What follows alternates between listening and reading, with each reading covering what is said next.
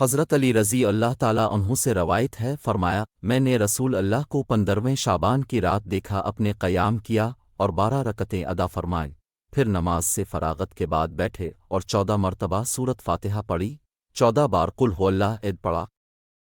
14 مرتبہ قل اعوذ برب الفلق اور قل اعوذ برب الناس پڑھی، ایک مرتبہ آیت الکرسی اور لقد جاءکم رسول من انفسکم والی آیت پڑھی۔ اب جب نماز ودا سے فارغ ہوئے میں نے اب سے اس کے بارے میں پوچھا، اپ نے فرمایا جو کچھ تم نے مجھے کرتے دیکھا، جس نے اس طرح کیا اس کے لیے 20 مقبول حج اور 20 سال کے مقبول روزے رکھنے کا ثواب ہے، اور اگر اس روز اس نے روزے کی حالت میں صبح کی تو اس کے لیے 2 سال کے روزے رکھنے کا ثواب ہے، ایک گزشتہ اور ایک آئندہ سال کا۔